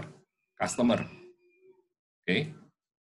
Dan customer yang akan menentukan reputasi dari broker. Kalau tadi kita bahas di dalam satu target market, ya, agent melakukan promosi personal branding ke dalam market. Itu untuk membangun reputasi, baik reputasi personal maupun profesional. Nah, terus buat apa Pak sertifikasi LSP, Lembaga Sertifikasi Properti, Broker Properti? Lembaga Sertifikasi Profesi Broker Properti Indonesia. Untuk apa? Itu untuk mengukur Anda menjadi syarat di dalam pengajuan COP4. Oke, pengajuan COP4. Nah, apakah dengan memiliki sertifikasi seperti itu, otomatis Anda bekerja secara profesional? Menurut saya enggak. Itu kan tergantung masing-masing. Yang bisa mengatakan Anda sudah bekerja profesional ya customer Anda, penjual dan pembeli. Oke, karena itu ukuran untuk Anda menunjuk seorang agen properti adalah, sudah saya kasih tahu tadi, ya, seleksi. Broker itu perlu diseleksi dengan kriteria yang saya sudah jelaskan tadi. Oke? Yuk kita lanjut ya. Oke, lanjut. Silakan Pak. Nah, slide-nya. Operator, tolong slide-nya. Oke, ini ada beberapa pertanyaan, nanti kita lanjut ya di bab terakhir ya Pak ya. Yes, kelemahan agen properti di primary project. Ya, nah ini saya bicara untuk developer dan untuk agen properti yang menghandle pemasaran primary. Ya. Kualitas dan kuantitas database. Apa yang diharapkan oleh developer dari agen properti? Kualitas dan kuantitas database Anda sebagai agen properti itu yang akan memberikan kontribusi pada penjualan proyek tersebut. Kalau dia itu proyek yang harganya 5M, kualitas dan kuantitas database-mu itu rata-rata orang-orang yang kemampuannya di bawah 3M, artinya orang yang rumahnya harganya cuma 3M, ya kan?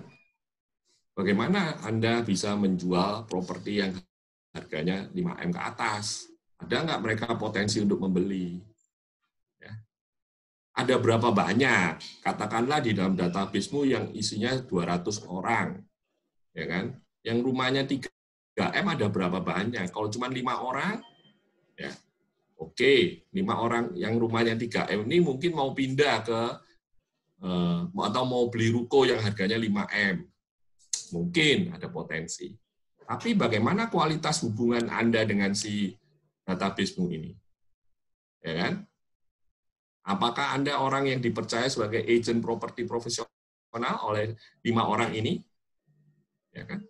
Kalau dia malah nggak tahu bahwa Anda agent properti profesional, dan dia punya hubungan lebih dekat dengan agent yang lain untuk urusan properti, bagaimana Anda bisa jualan?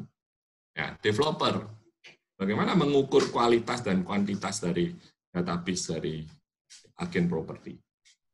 Ya, kelihatan sekali pada waktu agennya diminta untuk mengundang gathering, katakanlah. Ya memang sekarang sih COVID, ya, gathering nggak mungkin nggak boleh dilakukan.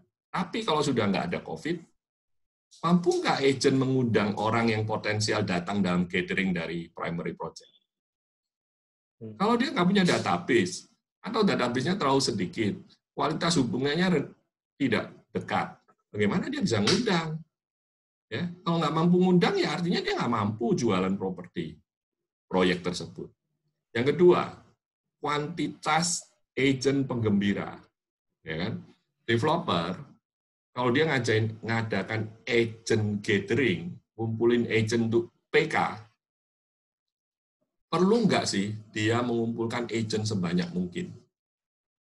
Ya perlu, karena agent itu bisa berteriak di market. Tapi jangan salah asumsi. Kalau ada 1.000 agent yang datang di dalam agent gathering, ikut PK, ya jangan salah asumsi. Itu yang potensial mungkin cuma 10-20%. Nanti yang keluar dari acara, selesai acara, yang ikut jualan mungkin cuma 100-200 dari 1.000 itu. Oke? Jadi, apa yang saya ingin katakan? Yang saya ingin katakan harus dikawal ketat agent itu, ya, supaya mau jualan. Ya. Caranya, ya salah satunya agent customer gathering, ya kan? Berapa agent yang mendatangkan customer? Agent-agent tersebut yang harus diperhatikan, dimonitor.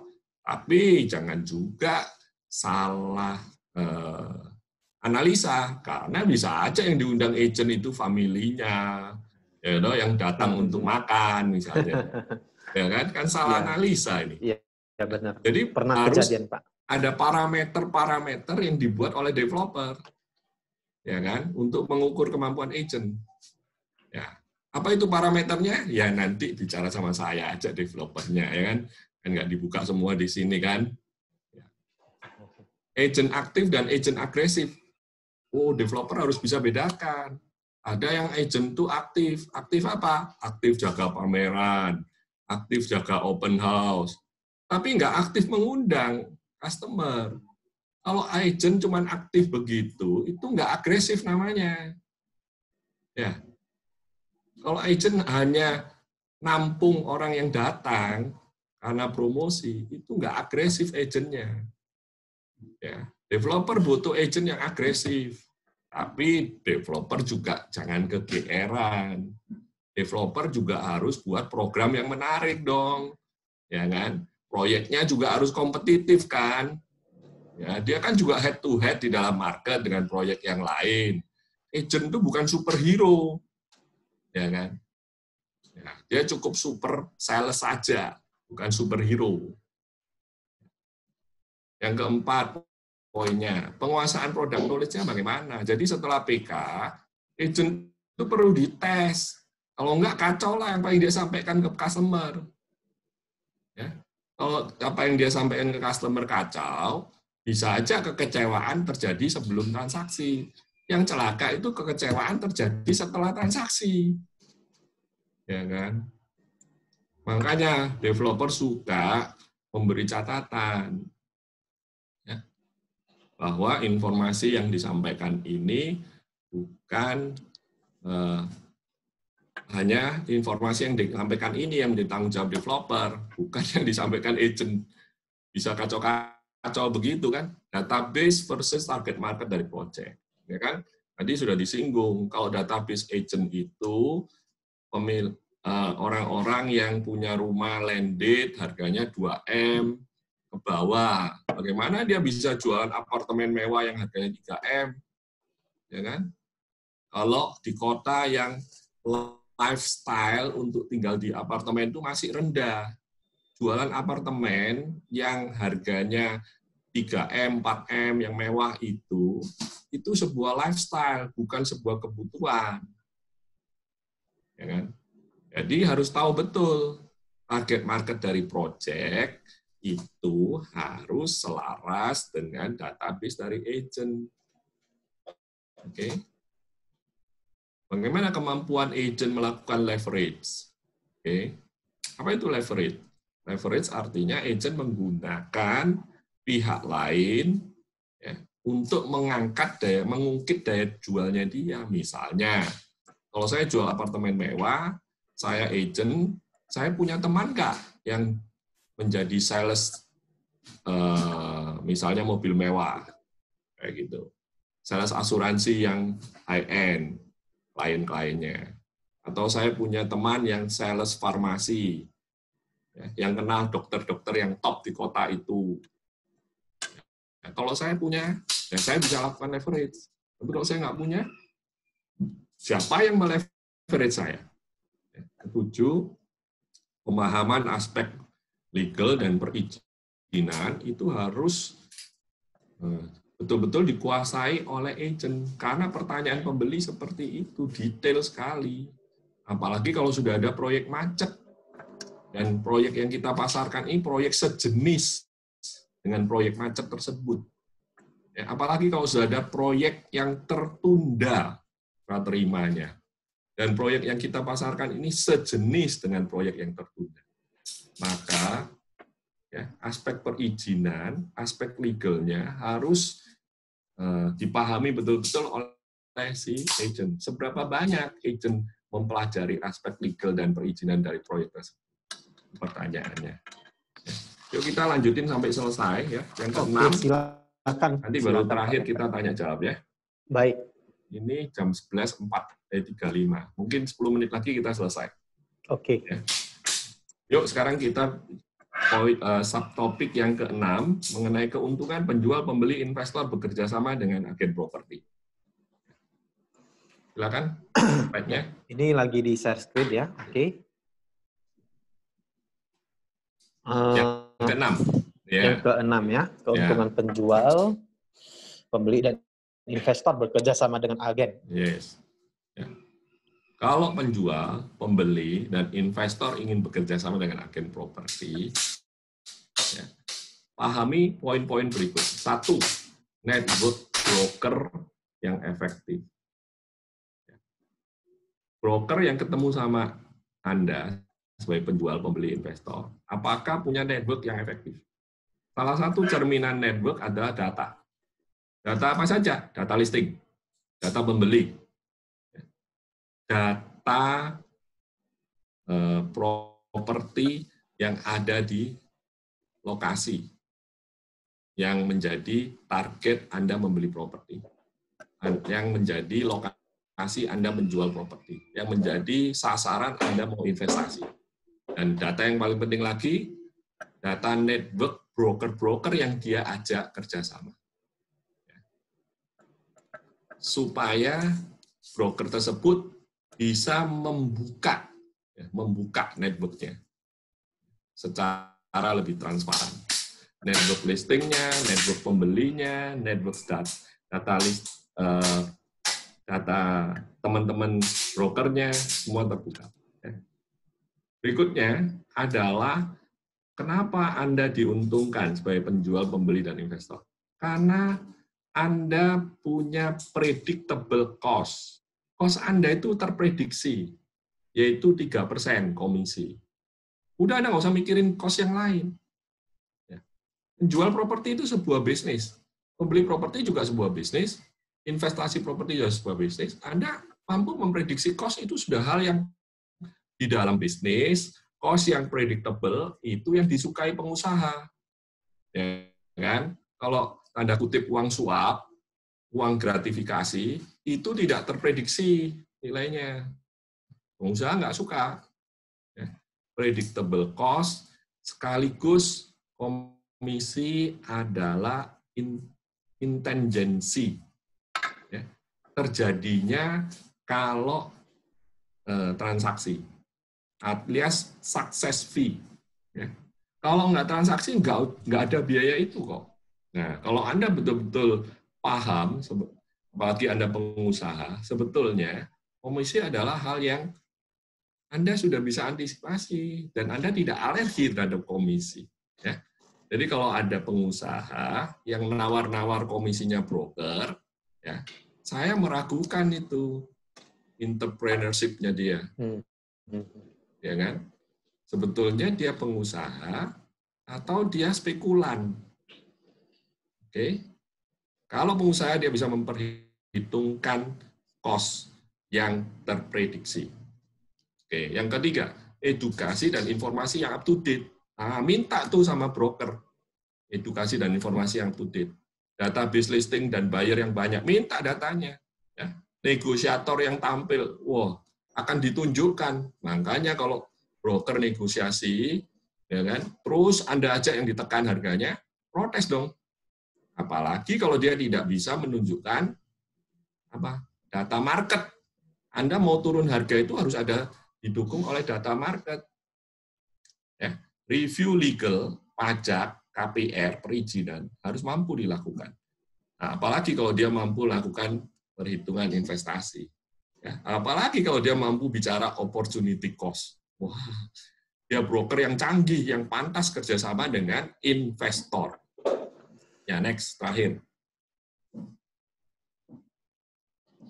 Operator, next slide. Sebagai penutup yang ketujuh.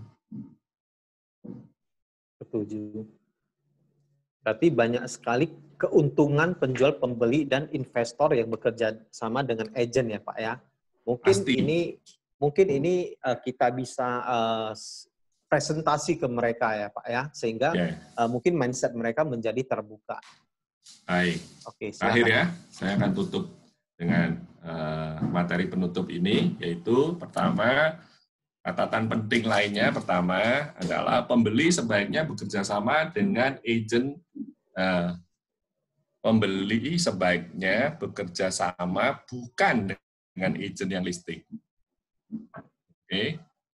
Karena itu pembeli cari teman, saudara yang jadi agen. Oke. Seperti itu. Untuk mewakili dia. Khususnya investor, bekerja sama dengan buyer agent lebih menguntungkan. Tapi kalau pembeli end user perorangan, it's okay lah. Ya. Kalau memang dia bisa percaya sama agent listingnya, ya silakan.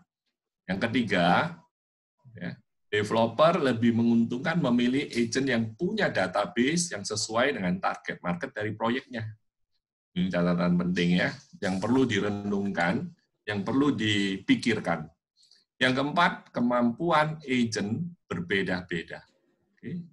Yang mampu meyakinkan Anda sebagai penjual, atau pembeli, atau investor, atau developer, itulah idol Anda. Oke. Dan sebelum Anda memilih idolmu, pastikan Anda bertanya sebanyak mungkin yang Anda ingin pahami tentang properti, tentang bisnis ini, tentang pemasarannya, dan tentang profesi agent yang akan Anda tunjuk, termasuk proposal.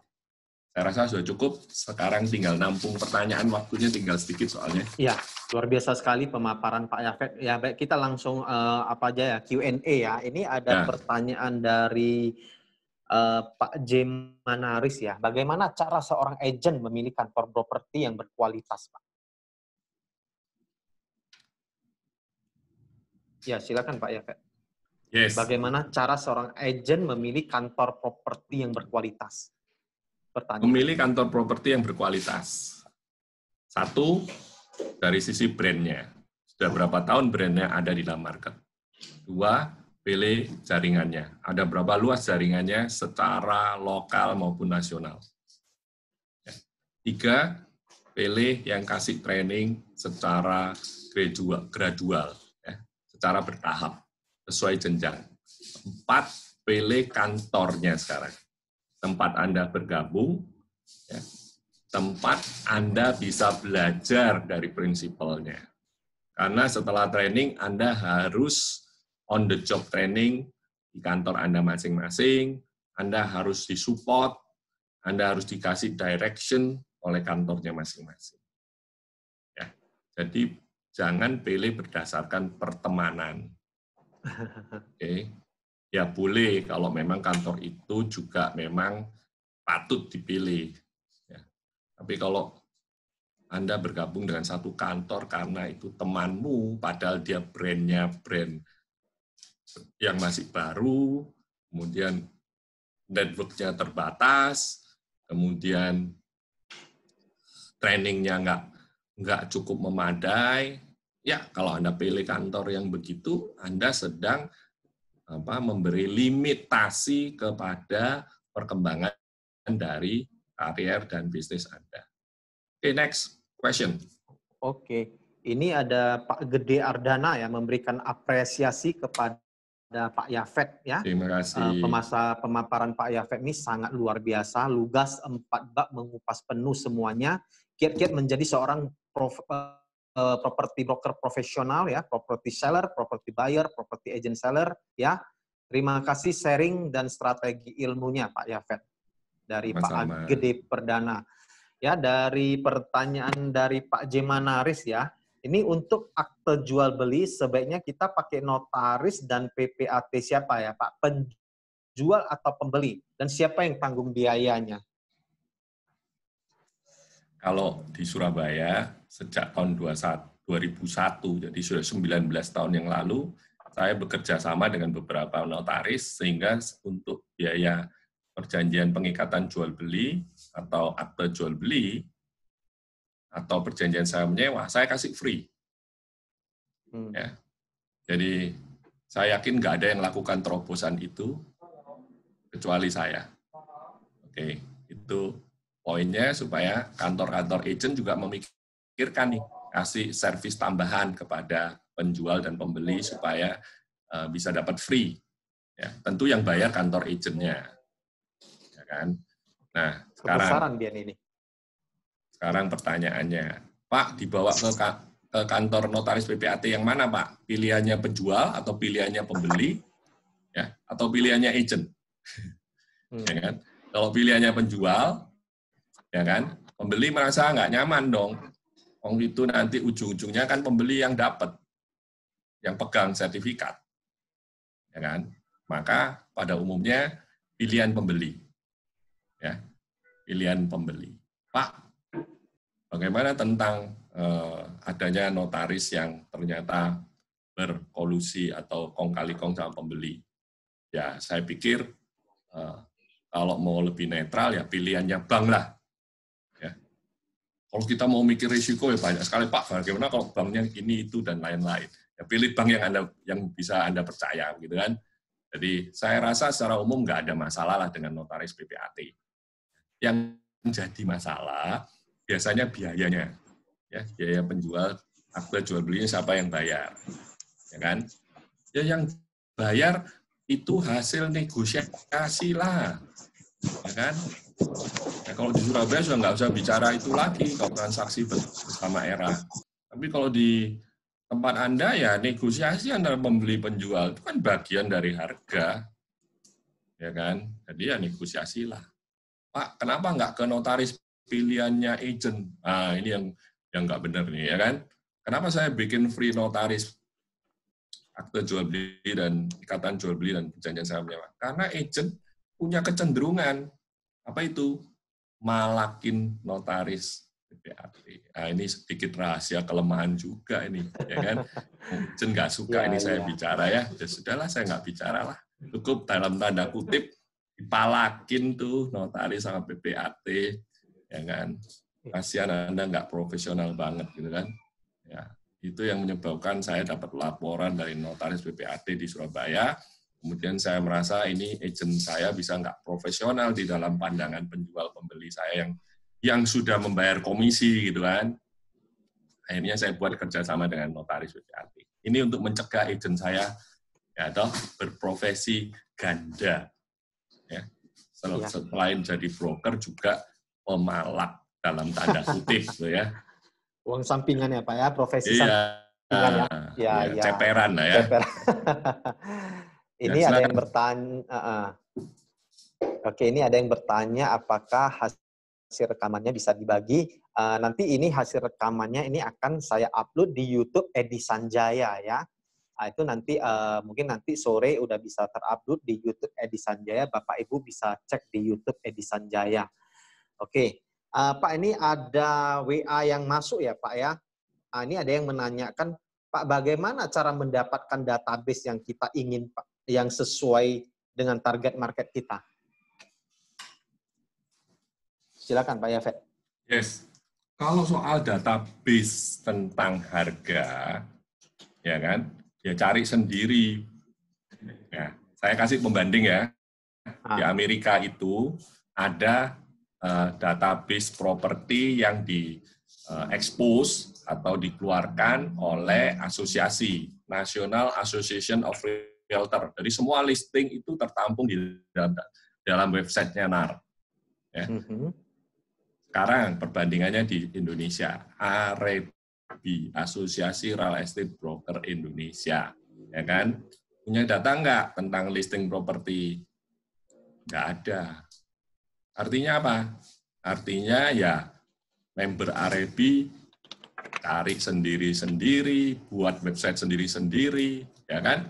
Nah, kalau mau website yang komersial, ya lebih bagus, yaitu rumah123 dan rumah.com dan website-website lainnya. Ya kan? Nah, sekarang kalau properti yang sudah terjual, Pak, cari datanya, ada nggak sumber yang terpercaya? Nah, kalau di Indonesia ya nggak ada. Ya kan? Bagaimana BPN, Badan Pertanahan Nasional, bisa ngeluarin? Ya enggak lah. Ya, Dispenda, enggak lah, enggak tahu mereka. Ya kan?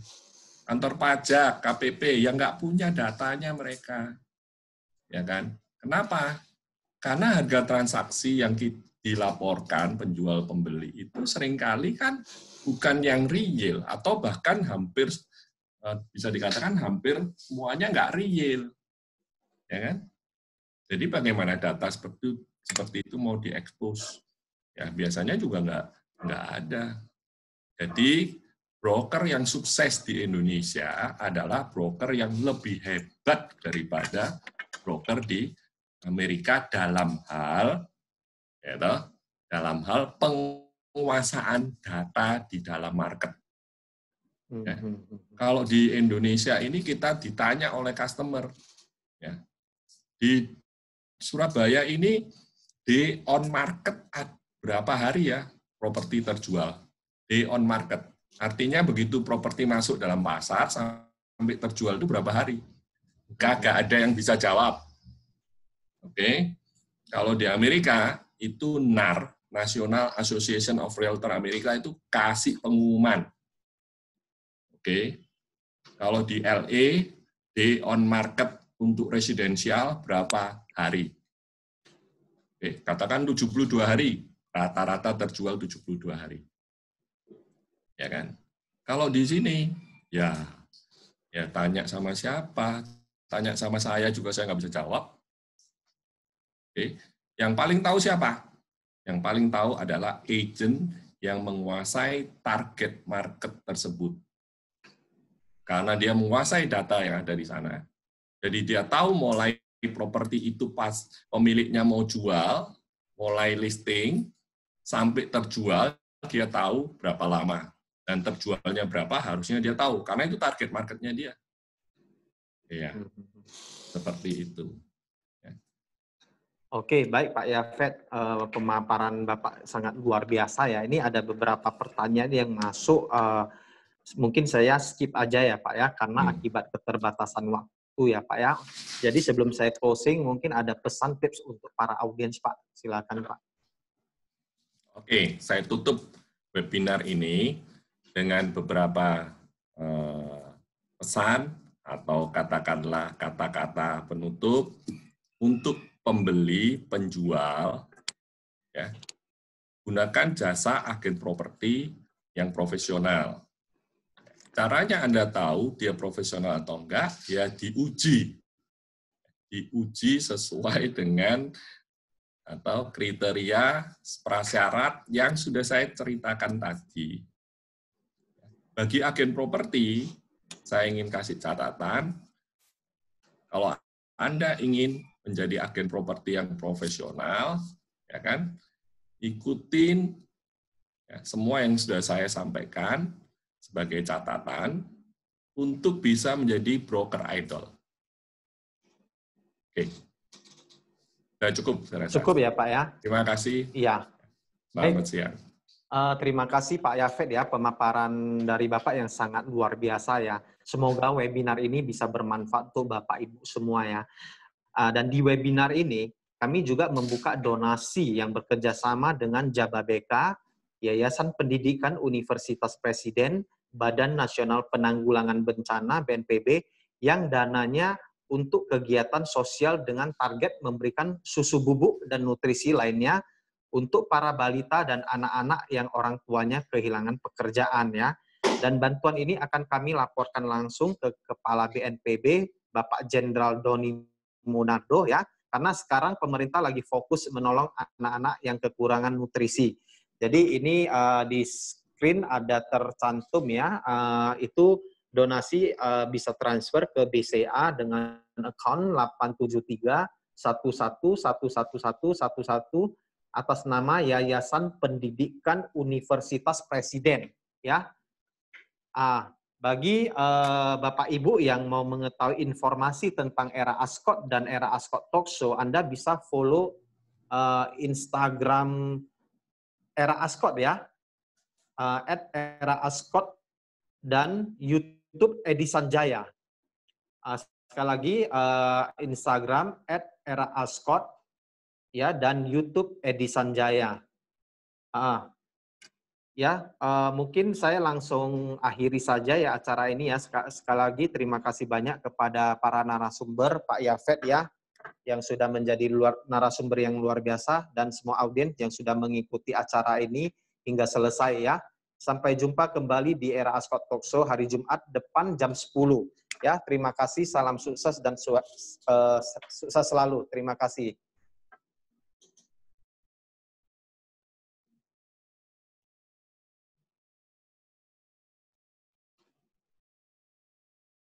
Oke, terima kasih Pak Yafet ya. Saya akhiri ya. Thank you Pak.